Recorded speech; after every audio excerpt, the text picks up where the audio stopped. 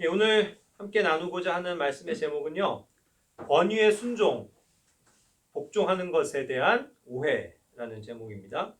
권위의 순종 혹은 복종하는 것에 대한 오해라는 제목으로 두 번에 나눠서 설교를 할 거기 때문에요. 오늘은 첫 번째로 부제는 최종 권위는 무엇인가라는 그런 제목으로 말씀을 나누도록 하겠습니다.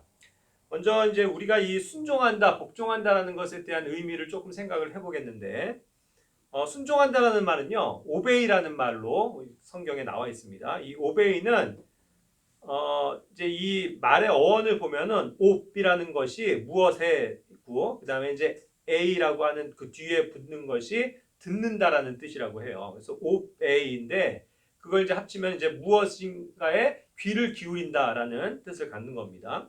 그리고 이제 복종이라고 우리가 보통 말을 할 때는요, 킹제임스 성경에서 두 가지 용어로 써요. 하나는 submit라는 단어가 있고 또 하나는 subject라는 두 개의 단어가 있습니다. sub라는 것이 이제 그 접두사는 항상 무엇의 밑에 무슨 이제 밑으로라는 뜻을 가지고 있죠. 그래서 subway 하는 것도 이제 지하 밑으로 다닌다라는 뜻이죠. 네. 그래서 이제 submit라 하면은 sub 밑에 밑이라는 건 이제 보낸다라는 뜻을 갖고 있기 때문에 이제 뭔가 복종하다 혹은 이제 굴복하다 이것을 또 타동사로 했을 때는 복종시킨다라는 뜻을 가지고 있습니다. 그리고 이제 subject 역시 sub 밑으로 ject는 이제 던져버린다는 뜻이래요. 그래서 밑으로 던져버린다. 좀 이렇게 강제적인 것을 좀 의미를 하겠죠. 그래서 타동사로만 쓰이는데 이거는 지배하다, 복종시키다라는 단어를 라고 이야기합니다. 그러니까 이제 이 단어에 조금 이제 뉘앙스적인 차이는 있죠. 오베이는 아무래도 무엇인가를 듣고 내가 귀를 기울이는 형태이기 때문에 조금 이제 순종한다라는 의미에서 우리가 자의적이라고 표현할 수가 있어요. 자발적으로 하는 것을 뜻하고 복종은 아무래도 조금 이렇게 서브미트 같은 경우도 자의적일 수도 있겠지만 조금 타의성이 가미된 그러니까 타의적으로 뭔가를 하라고 했을 때 이제 듣는 그런 형태이기 때문에 조금 이렇게 타의적인 의미도 가지고 있고 서브젝트는 조금 그거보다 강해요. 이미지가. 그래서 이것을 좀 강제적인 것, 좀 타의적인 것이 강할 때 이제 서브젝트를 표현을 하는 것 같습니다. 그래서 이제 이것도 타동사나만 쓰이고요. 자, 어찌됐건 이러한 의미를 담고 있는 단어인데 우리는 오늘 이 단어들을 뭐 이렇게 구분해서 설명을 하지 않고 무엇이 되었건 하나님께서 순종하라고 하는 영역 또 복종하라고 하는 것들이 무엇인지 그리고 또 그것에 대한 오해가 무엇인지 그리고 그럼에 있어서도 성경을 우리가 입각해서 최종 권위가 무엇인지에 대해서 보고자 하는 겁니다. 자, 우리는 그리스도인들이 살면서요, 세상을 살면서 순종하고 또 복종해야 되는 여러 가지 권위와 질서의 영역이 있어요. 예. 그것을 이제 제가 7가지로 나눠봤는데 이와 같습니다. 첫 번째는 남편에게 순종해야 되고, 두 번째는 부모에게 순종해야 되고, 세 번째는 주인에게 순종해야 되고, 네 번째로는 국가 권력이나 통치자들에게 순종을 해야 합니다. 그리고 다섯 번째로는 교회 안에 있는 장로, 감독에게 순종해야 하고 여섯 번째는 교회 안에서 우리 지체들 서로가 서로에게 순종해야 합니다. 그리고 마지막 일곱째는 교회 안에서 또 여자가 교회 안에서는 순종해야 될 것에 대해서 말씀하고 계시죠. 이와 같은 7가지 정도의 영역에 있어서 우리는 다 공통적으로 이러한 영역을 가지고 순종해야 되는 것들을 배워야 합니다. 그런데 이제 이것을 좀 구분을 해보면요. 남편과 부모에게 순종해야 된다는 영역은 가정 안에서의 영역이죠. 그렇죠?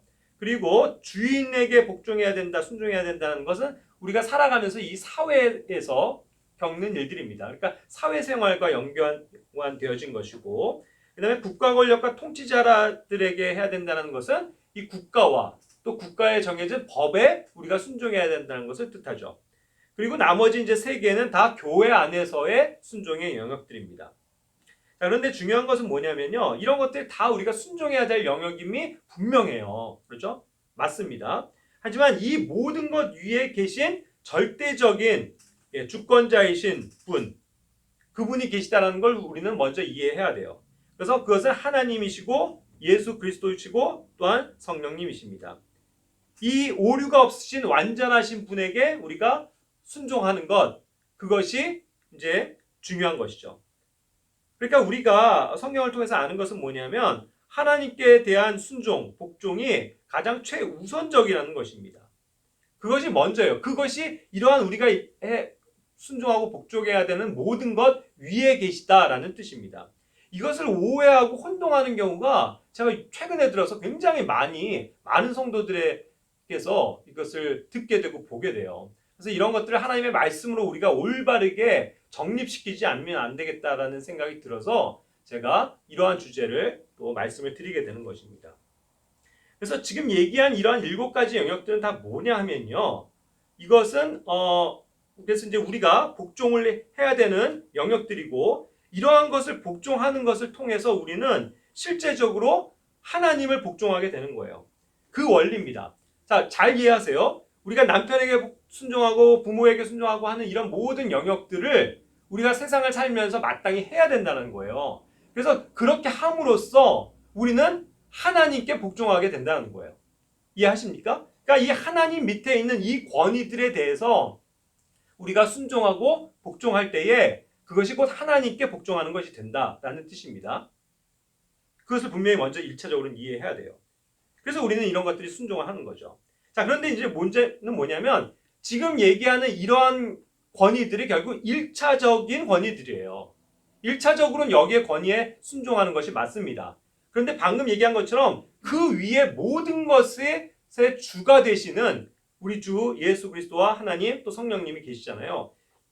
그 하나님을 우리는 뭐라고 부르는 거냐면 이건 최종적인 권위라고 얘기하는 거예요. 최종 권위입니다.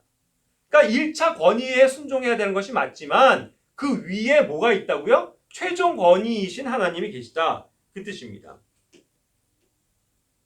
그러니까 이런 얘기는 뭐냐면요. 이 1차 권위가 하나님의 뜻에 위배되는 경우가 있을 수 있어요. 그렇죠? 이것이 다 1차 권위라는 것은 완전하지 않기 때문입니다. 어떠한 남편도 완전할 수 없어요. 어떠한 부모도 완전할 수 없습니다. 어떠한 교회도 완전할 수 없고요. 어떠한 국가 권력이나 통치자도 완전할 수 없습니다. 그렇죠? 그러니까 그들이 하나님의 뜻과는 위배되는 것들에 대해서도 명령할 수 있다는 거죠. 그런 것에 있어서는 우리는 최종 권위인 하나님께 복종해야 된다는 것을 말씀드리는 겁니다. 그러니까 이런 경우에는 이 1차 권위를 무시하고 직접적으로 우리는 하나님께 권위에 순종해야 되는 일도 생기게 되는 거예요. 가장 비근한 예가 뭡니까? 제가 늘 얘기하지만 이 코로나로 인해서 정부가 여기도 얘기한 것처럼 국가 권력이 통치자들이 명령을 내렸다고요. 그렇죠? 그게 무슨 명령이에요? 교회에 대해서? 예배 드리지 말라는 거예요, 결과적으로는.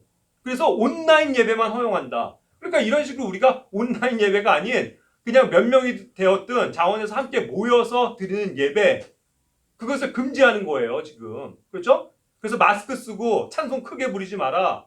그 다음에 식사 같은 거 같이 하지 마라, 교회 안에서.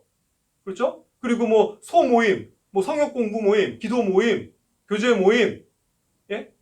이런 거 하지 말라는 거잖아요. 그러니까 그런 명령이 지금 주어졌을 때 우리는 먼저는 국가 권력에게 복종해야 되는 것이 맞지만 이러한 권위가 잘못된 것을 이야기하고 진리에 속하지 않은 것들을 얘기할 때는 그것을 단호히 거부하고 뭐라고요? 방금 이와 같은 것처럼 하나님께 직접 우리는 그 권위에 순종하는 것을 1차적인 믿음으로 둬야 된다는 거예요.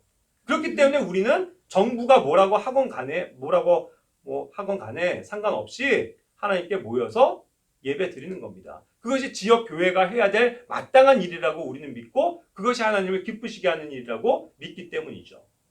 이것이 굉장히 중요한 거예요. 자, 그래서 이제 먼저 우리는 이 하나님께 순종하는 것을 이제 배워야 되는데 이것은 결국 주님의 말씀에 순종하는 겁니다. 우리는 모든 사람들이 우리가 하나님을 믿는 사람들이 하나님께 순종해야죠. 이렇게 다 얘기해요. 하지만 무엇이 과연 하나님께 순종하는 것이냐는 거예요. 그것은 하나님의 말씀에 순종하는 것을 의미합니다. 출애굽기 24장 7절 말씀 다 같이 한번 읽어볼까요?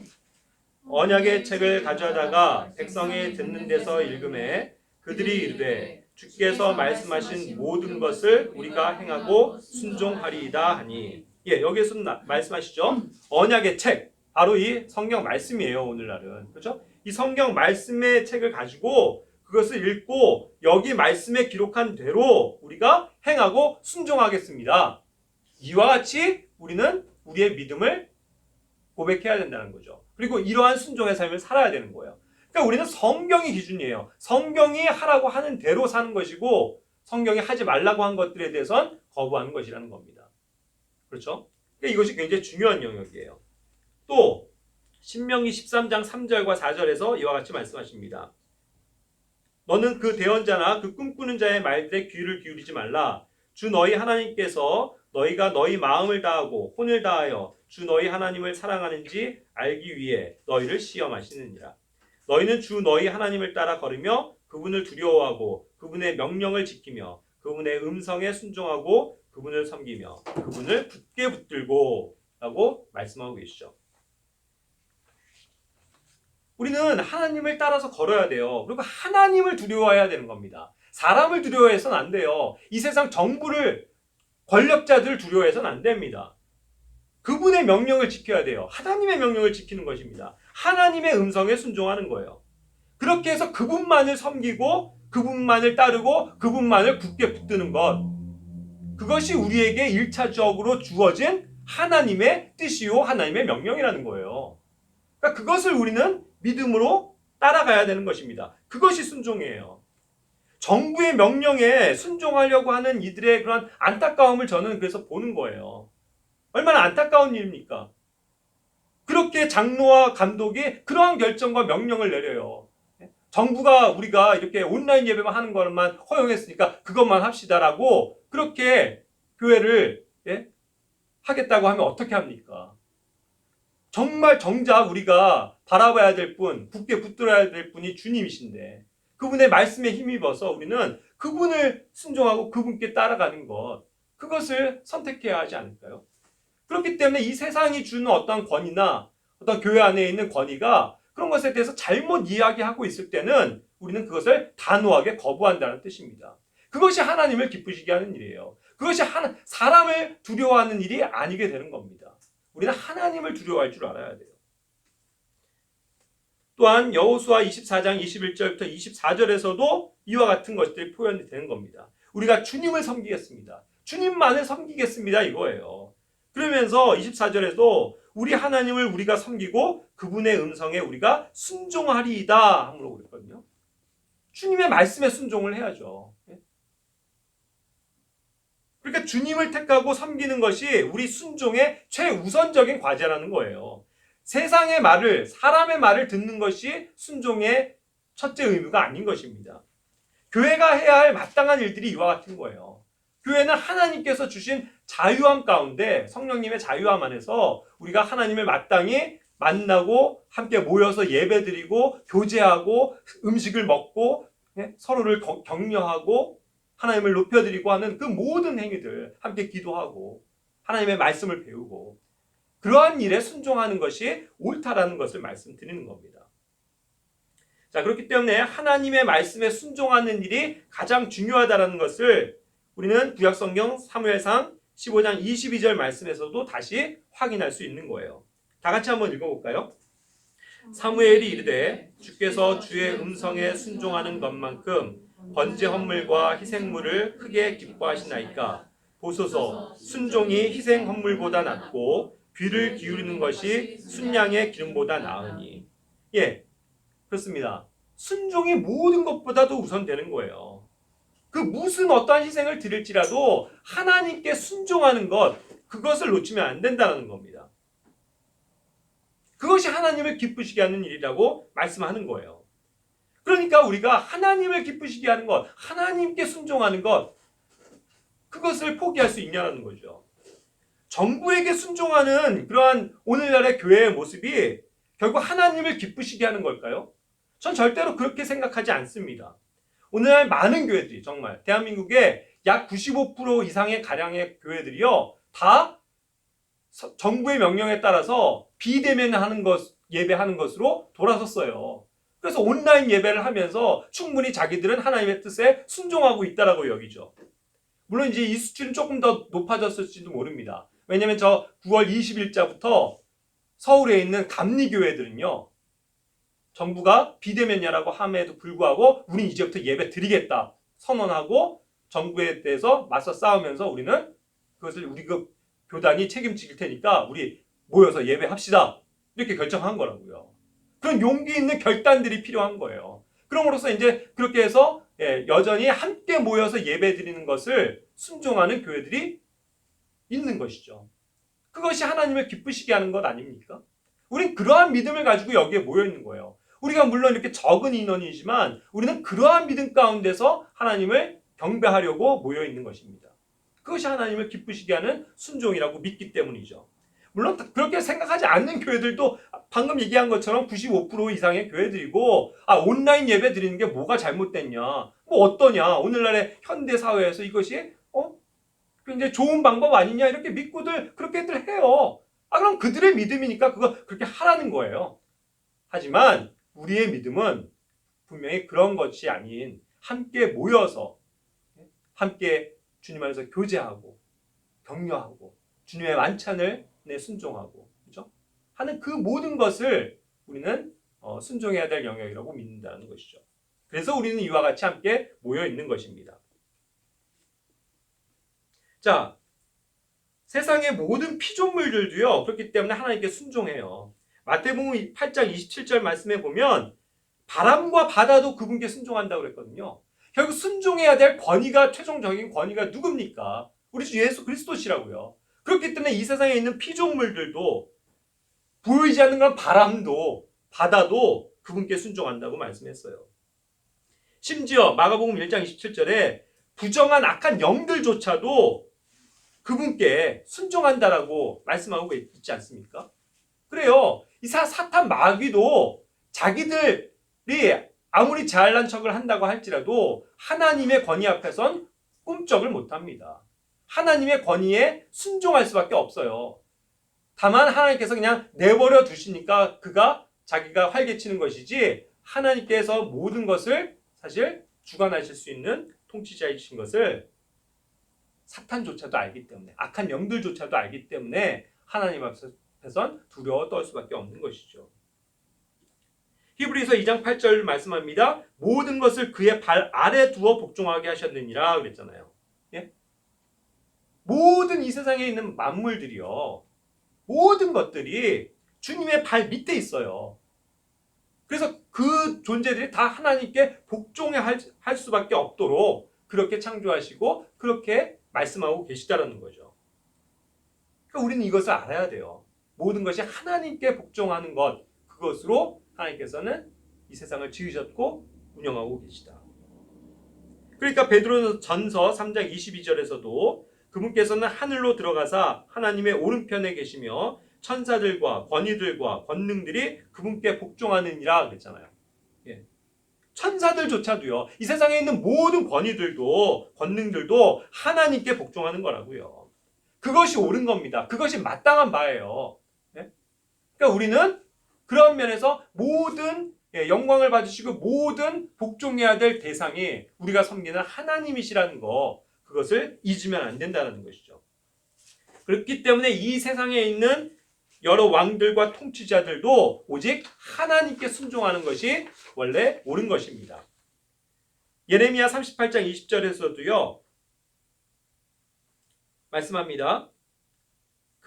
예레미야가 이제 그 왕에게 얘기하는 건데, 청하건대 내가 왕께 말씀드리는 주의 음성에 순종하소서, 그리하시면 왕이 잘되고 왕의 혼이 살리이다 그랬잖아요. 이 세상에 있는 모든 통치자들, 왕들에게 하는 말씀입니다. 예? 그 권력이 자기에게서 온 것이라고 우쭐거리지 말고 그 권력을 주신 하나님께 두려움을 가지고 그분에게 정말 존중하는 마음을 가지고 하나님의 뜻대로 정치를 할 수 있으면 얼마나 좋을까요? 그러나 이제 세상에 있는 통치자들은 그러하지 않죠. 하지만 그럼에도 불구하고 원리는 그거라는 거예요. 세상에 있는 모든 왕들이 잘 되려면, 그 국가가 잘 되려면 그 모든 권위의 최종 권위이신 하나님께 굴복하고 하나님께 순종하고 하나님의 말씀이 뭐라고 하고 있는지에 따라서 그러한 영역에 있어서 순행하는 길을 따라야죠.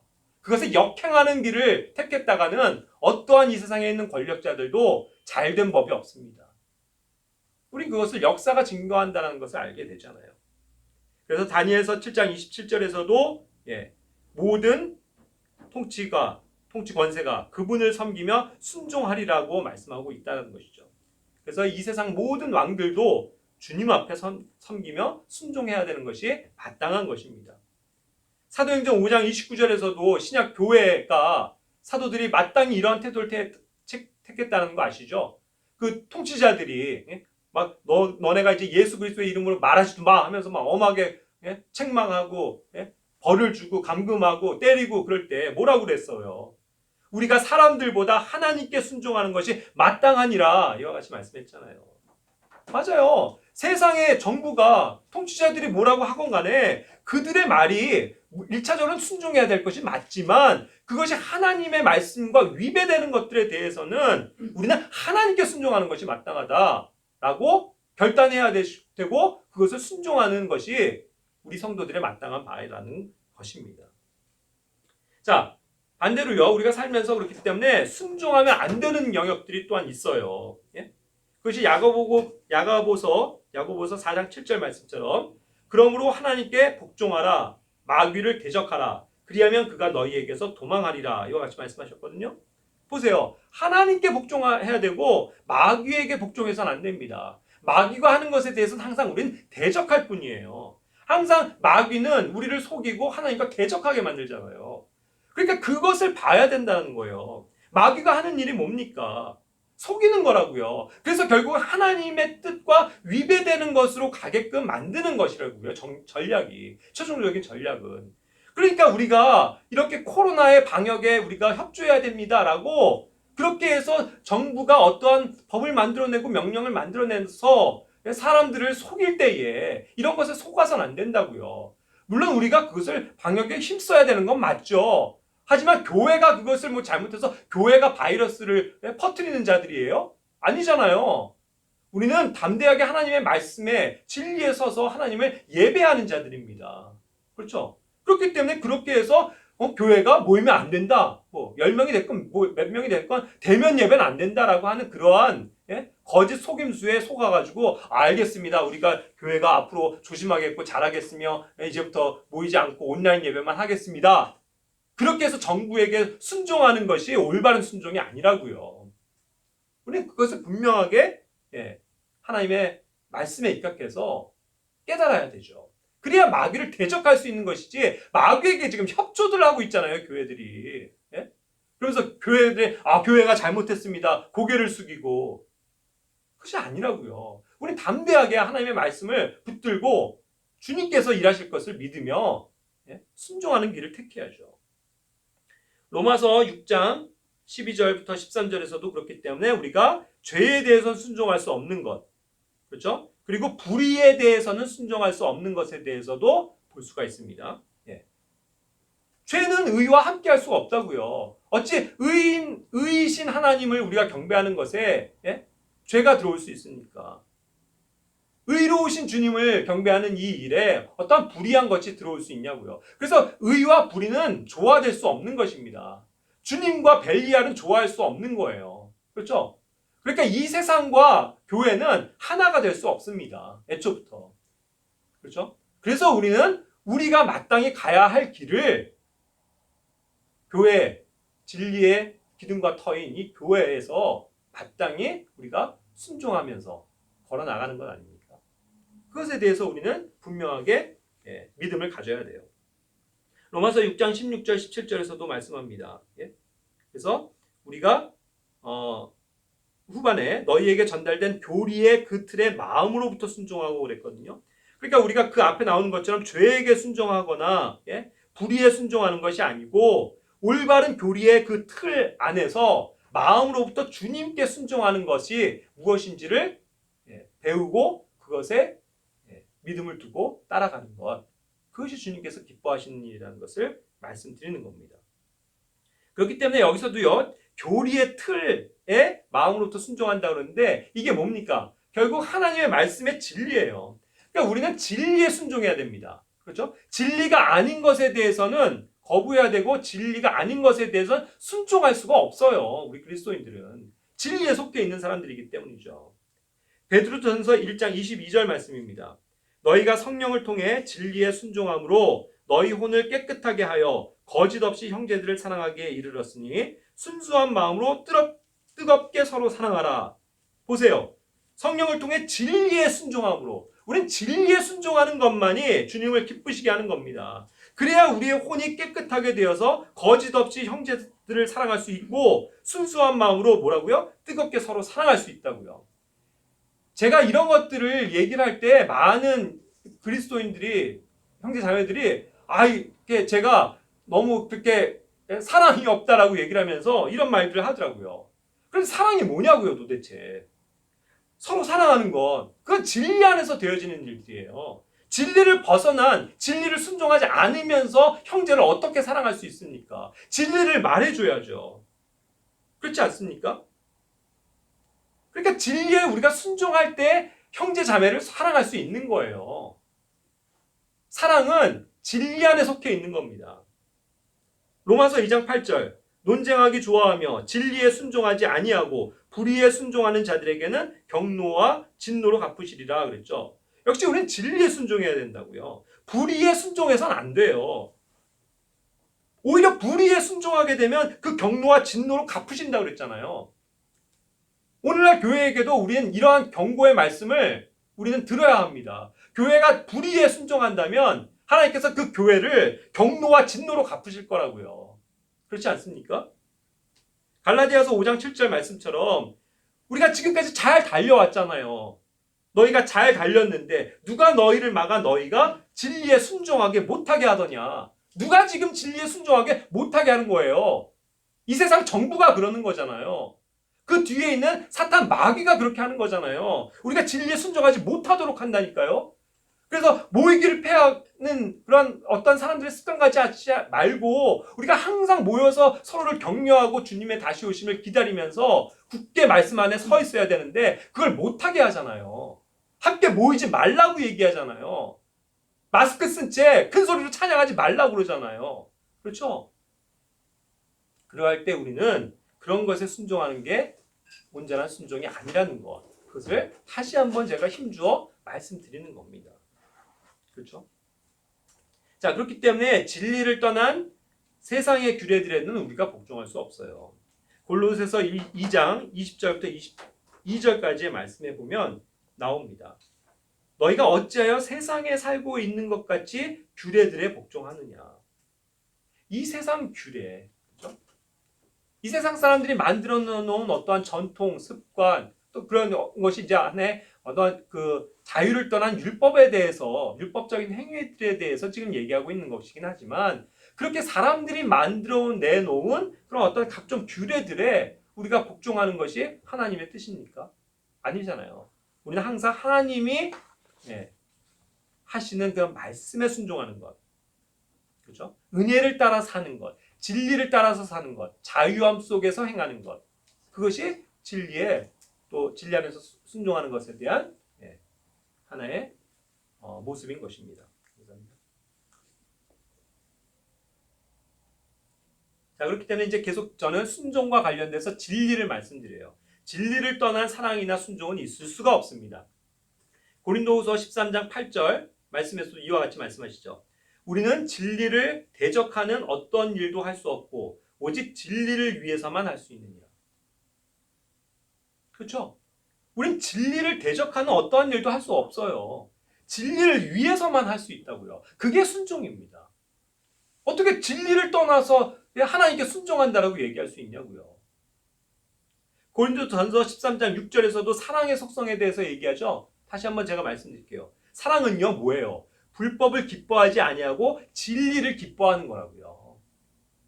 우리가 사랑해야 된다고요? 형제들을 받아주고 용납하고 사랑해야 되는 거 맞죠? 우리 사랑을 행해야 돼요. 그런데 그 사랑이 뭐냐고요? 진리를 기뻐하는 것. 여기선 진리 안에서예요. In the truth. 진리 안에서 우리가 사랑을 표현할 수 있다고요. 그러니까 진리를 떠나서는 우리가 아무것도 할 수 없는 거죠. 그렇기 때문에 에베소서 4장 15절도 이것을 정확하게 말씀하고 계세요. 오직 사랑 안에서 진리를 말하며 모든 일에서 그분 안에 이르도록 성장하게 하려 함이라. 그분은 머리시니 곧 그리스도시니라. 여기서도 권위의 문제가 나와요. 우리 교회에 우리 각자의 머리가 누굽니까? 1차적으로는 뭐 남편도 있을 수 있고 부모도 있을 수 있고 뭐 여러 가지가 있을 수 있지만 우리의 정작 머리는 그리스도시라고요. 그렇죠? 그래서 그리스도 안에서 그 진리 안에서 우리가 살아갈 때 순종하는 거예요. 그리고 사랑 안에서 진리를 말한다고 그랬잖아요. 사랑은요, 오해하지 마세요. 진리를 말해주는 거예요. 진리 안에서 교제하는 거라고요. 진리를 떠나서는 교제할 수가 없어요. 어떻게 진리가 아닌 것을 얘기하면서 내 마음이 가만히 온유한 가운데 평온할 수가 있습니까? 그건 안 돼요. 속성이 그러한 거라고요. 그러니까 항상 우리는 진리를 말하면서 사랑 안에서 진리를 말하면서 서로를 성장시켜주고 서로를 권면하고 세워주는 것, 그것이 하나님께서 원하시는 뜻이라는 것을 분명히 이해해야 합니다. 보세요. 진리를 말하는 거. 오늘날요, 그거 뉴스 보셨는지 모르겠지만 이 대한민국의 어떤 정신 나간 목사가 동성애자들을 그 남색하는 자들을 축복해야 된다고 하면서 축복 기도를 해주잖아요. 그러면서 그러한 사람들을 다 뭐라고요? 우리는 사랑해야 된다고. 그러한 사람들도 다 축복해줘야 된다고. 그래서 그들을 위해서 기도해줘야 된다고 하면서 그런 것을 공공연하게 표방을 하고 그들을 축복 기도하는 그러한 정신 나간 목사가 있어요. 정신 나간 목사들 너무 많아요, 오늘날에. 정신 나간 그리스도인들 많다고요. 어찌 진리를 떠나서 그렇게 말을 할 수가 있습니까? 남색하는 것, 소도마이트, 소돔이, 그 소돔 사람들이 행한 그 악한 행위, 남자가 남자를, 여자가 여자를 상대로 해서 부끄러운 짓을 행하는 그들이 그것이 죄고 잘못된 것이라는 걸 말해줘야죠. 그게 사랑이라고요. 그게 사랑. 그거를 말해주는 거. 그래서 여러분, 당신이 그런 죄 가운데 있다면 돌이키셔야 합니다. 당신이 그럼으로써 하나님께 돌아와서 구원받으셔야 합니다. 그런 죄로부터 돌이키셔야 됩니다. 그래서 지옥에 가면 안 됩니다. 그것을 사랑 안에서 말해주는 것. 그게 뭐라고요? 그게 진리를 말해주는 것이고 그것이 그 사람을 진정 사랑하는 행위라고요. 그리고 하나님의 말씀에 그것이 우리가 순종하는 거라고요. 그렇지 않고 알겠습니다. 뭐 그건 당신대로 뭐 마음대로 사십시오 하면서 얘기하고 우리가 그러냐고요. 그렇다고 하면 우리는 진리 안에서 행하는 게 아니죠. 모든 영역이 그런 거예요. 우리가 진리 안에서 서로를 사랑 안에서 말하면서 진리를 세워줄 때에 그것이 하나님의 사랑이요. 또 그것이 하나님께 대한 순종이다라는 것을 다시 한번 말씀드리는 겁니다. 자, 또 이제 이 명령과 관련돼서요. 첫째 명령이라고 표현된 말이 마가복음 12장 28절부터 30절에 나옵니다. 한 서기관이 나와서요. 예수님께 물었잖아요. 모든 명령 중에서 하나님의 명령 중에서 첫째 명령이 뭡니까? The first commandment. 가장 첫째. 이 first예요, first. 그래서 첫째 명령이라는 말은 뭐냐면요. 말 그대로 첫째는 뭐냐면 최우선적이다라는 뜻이에요. 순서적으로도 첫 번째라는 뜻이라고요. 가장 중요하다라는 뜻입니다. first는. 그럼 그게 뭡니까? 라고 물어봤을 때 예수님께서 말씀하셨잖아요. 내 마음을 다하고 혼을 다하고 생각을 다하고 힘을 다하여 주 내 하나님을 뭐 하라고요? 사랑하라. 주 하나님을 사랑해라. 사랑하는 게 첫째 명령이다. 그거예요. 하나님을 사랑하는 게 우리에게 주어진 첫 번째 명령이라고요. 아시겠어요? 그러고서 두 번째 명령이 뭐예요? 둘째 명령이 the second가 뭐예요? second는 그 다음 차선이에요. first가 있고 그 다음이라고요. 그 다음의 내용이 뭡니까? 마가복음 12장 31절처럼 둘째 명령은 곧 이것과 같으니 너는 내 이웃을 내 자신과 같이 사랑하라 이니라. 이것들보다 더 큰 다른 명령은 없느니라 하시매. 말씀하셨죠? 이게 두 번째라고요. 크게는 이거 두 개로 압축되어지는 거예요. 하나님의 명령이. 그래서 이것을 가장 큰 명령이라고 표현하는 것들이거든요. 성경에서. 그 중에서 첫 번째는 하나님을 사랑하는 것. 두 번째 뭐예요? 그리고 이웃을 내 자신과 같이 사랑하는 것. 이 내 주변에 있는 사람들을 사랑하는 것이에요. 그러니까 이 내 주변에 있는 이웃들을 사랑하는 것 때문에 하나님을 사랑하지 않는 것으로 가면 돼요? 안 되죠. 예를 들면 그런 거예요. 내가 이 이웃들을 사랑하기 위해서 이웃들과 함께 하렵니다 하면서 그냥 이웃들이랑 시간 보내고 그들에게 잘 보이고 그들에게 먹을 거 사주고 하면서 내가 하나님을 정작 만나서 예배드리고 함께 믿는 자들이 교회로서 모여서 교제하고 기도하고 하는 일을 안 한다고 하면 어떻게 되는 거예요? 그거는 오류라고요. 둘째 명령이 첫 번째 명령을 앞설 수가 없는 거예요. 첫 번째 명령이 되고 그 안에서 두 번째 명령이 있는 겁니다. 아시겠습니까? 그것이 중요하다는 거예요. 근데 왜 이런 것들을 모르는지 모르겠어요. 그러면서 자꾸 뭐 이웃을 사랑해야 되지 않습니까? 그러니까 교회가 이웃들을 생각해서 배려해서 코로나 이런 위험 때 교회가 모여서 괜히 감염 일으키면 안 되니까 우리 집 모이지 말아야죠. 그래서 이웃을 사랑을 실천해야죠. 라고 말하는 정신 나간 교회들 아닙니다. 우리 마땅히 하나님께 예배 드려야 하고 하나님께 순종하는 것이 옳아요. 하나님을 사랑해야 된다고요. 여러분, 하나님을 사랑하는데 내가 집에 가만히 있어요? 내가 하나님을 사랑하는데 형제 자매들 만나고 싶지 않아요? 함께 만나서 찬양하고 뜨겁게 찬양하고 함께 기도하고 하나님의 말씀을 사모하면서 아멘으로 받고 배우고 함께 음식을 나누면서 서로 교제하고 이러고 싶지 않냐고요. 하나님을 사랑하는데. 너무 그런 마음은 당연한 거잖아요. 그런데 그걸 안 하면서 이웃들을 사랑해야 되니까 하나님 잠시만요. excuse me. 잠시만 좀 코로나 끝날 때까지 저 멀리 좀 계세요. 저는 지금 이웃들을 좀 배려하고 이웃들 위해서 좀 살아야 되겠습니다. 교회가 이걸 택하고 있냐고요. 우리는 이 세대를 분별해야 돼요. 하나님께서 우리에게 무엇을 원하시는지에 대해서요. 무엇을 순종할 것인지에 대해서요. 그래서 이제 이 두 가지가 뭡니까? 가장 큰 명령이라는 거예요. 그것을 그렇게 표현하는 겁니다. 성경에서. 그런데 이제 두 가지로 압축되는데 그 중에서도 첫 번째 명령이 하나님을 사랑하는 것, 둘째 명령이 이웃을 사랑하는 것입니다. 그래서 이제 마가복음 12장 32절에서 이런 것에 대해서 그 서기관조차도요. 그렇게 동의했잖아요. 옳습니다, 주님, 선생님. 한 하느님이 계시고 그분 외에 다른 이가 없으므로 선생님께서 진리를 말씀하셨습니다라고 진리에 대해서 받아들이잖아요. 이런 사람도. 아직 예수님을 알지 못하고 믿지 않는 사람임에도 불구하고 그 예수님께서 하신 말씀이 옳습니다라고 동의하잖아요. 그러한 당연한 건데 이건. 그렇죠? 그래서 우리가 이런 면에 있어서도 하나님의 말씀을 다시금 돌아봐야 될 줄로 믿습니다. 자, 하나님을 그렇기 때문에 여기서 우리가 사랑해야 된다고 첫 번째 명령에서 얘기했는데 하나님을 사랑하면 우리는 어떻게 될까요? 요한복음 12장 43절 말은 이와 같이 말씀합니다. 이는 그들이 사람들의 칭찬을 하나님의 칭찬보다 더 사랑하였기 때문이더라. 이거 잘 유익 있게 보세요. 오늘날의 현상입니다. 많은 사람들이요, 많은 교회들이요, 많은 성도들이요, 이와 같이 얘기해요. 이렇게 정부 방역 시책에 잘 따라서 우리가 온라인 예배 드리면서 이웃들을 배려하고 그렇게 해서 뭐라고 써붙였어요? 현수막에 교회가 잘못했습니다. 그러면서 교회에게 뭔가 교회가 사람들에게 이렇게 이 세상에 잘 협조하고 있다는 것을 보일 때 실제로 어떻게 돼요? 사람들이 와 박수 치잖아요. 그 교회 정말 잘한다. 와 저 교회 훌륭하다. 그래서 사람들로부터 칭찬을 받아요 그들이. 그런데 그것이 제대로 된 칭찬이냐고요. 사람들의 칭찬이지 그건 하나님의 칭찬이 아닙니다.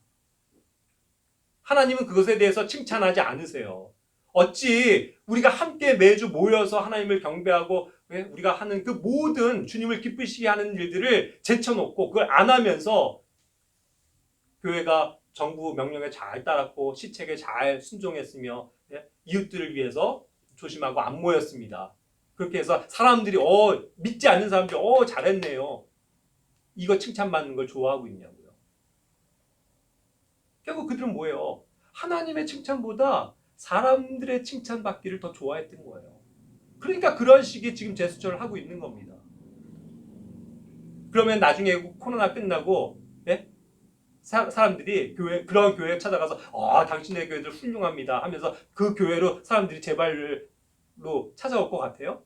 천만의 말씀입니다. 천만의 말씀이에요. 하나님의 복음의 역사는 그렇게 일하지 않으세요. 항상 진리가 있는 곳에 말씀이 있고 진리가 있는 곳에 복음이 있습니다. 그렇죠? 우리는 그것을 믿고 순종해야 하는 것이 되겠죠.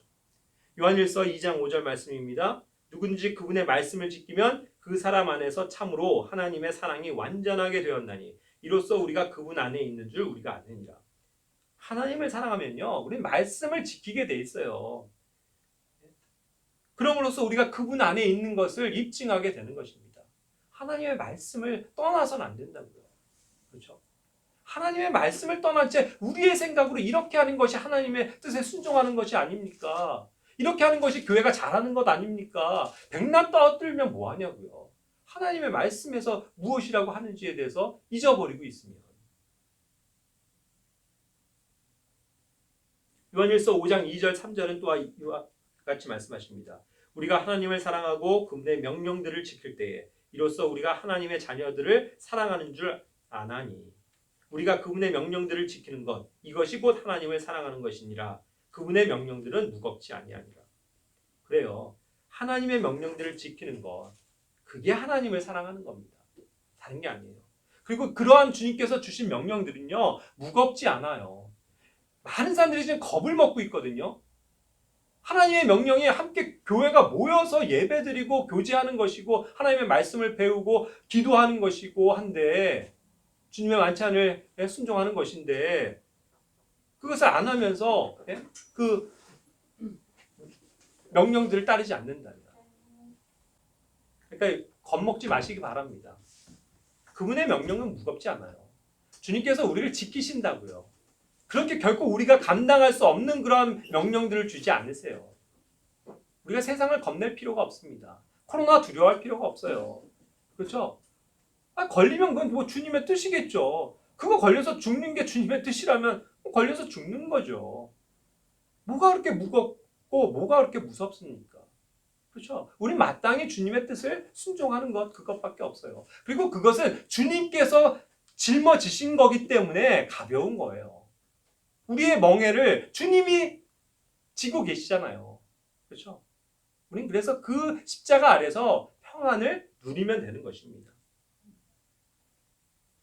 자, 우리의 최종 권위는 그렇기 때문에 또 하나님이신데 그것을 다른 말로 성경 말씀이라고 말씀을 드립니다.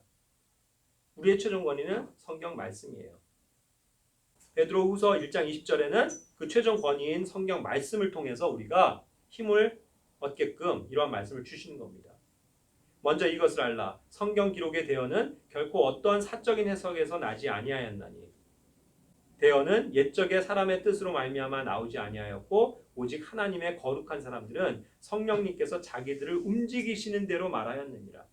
이 성경 기록은요. 이와 같이 어떠한 우리가 사적으로 받은 것도 아니고 사적으로 해석할 것도 아닙니다. 그냥 이러한 하나님의 말씀은요. 옛적부터 하나님의 거룩한 사람들을 통해서 성령님께서 움직이시는 대로 부어주신 거예요. 그렇죠? 이러한 권위가 되는 성경 말씀을 우리는 그냥 믿고 순종하면 되는 것입니다. 거기에 토를 달 필요가 없어요. 자꾸 우리의 생각으로 이런 것들을 제한하거나 우리의 생각으로 그것을 얄팍하게 바꾸거나 우리의 생각으로 그거를 엉뚱하게 적용하거나 그래서는 안 된다는 것이죠. 그래서 우리는 이 최종 권위이신 하나님의 말씀을 붙들고요. 그리고 이제 재밌는 건 뭐예요? 이 킹제임스 성경이요. 영어에서 우리가 뭐라고 별명을 그 400여 년 전부터 붙여왔느냐. 이것이 authorized version이라고 했거든요. 그러니까 권위가 있는 성경책이다. 그 뜻이에요. 권위 있는. 우리가 하나님의 말씀이 최종 권위라고 말씀드렸잖아요. 그런데 그것을 또 유일하게 잘 보존하고 있는 성경이 우리에게 주신 이 킹제임스 성경입니다. 이게 권위 있는 성경이에요. 그래서 공인되어져 있다라는 뜻이거든요. authority는. 그러한 성경을 우리에게 주셨어요. 그래서 우리는 이 말씀을 분별해 가면서 매일매일 하나님의 말씀으로 구별되어지고 주님을 기쁘시게 하는 삶을 살아야 되겠죠. 그리고 중요한 것은 뭐냐면 아까 얘기한 것처럼 여러 가지 권위가 있을 수는 있지만 그러나 그 모든 권위에 있어서 하나님의 뜻에 위배되거나 진리가 아닌 것에 대해서는 우리는 그것을 순종하지 않고 하나님께서 하시는 그 말씀의 뜻에 따라서 순종하는 것 그것을 지켜나가야 된다. 그것을 다시 한번 말씀드리면서 말씀을 마치고자 합니다.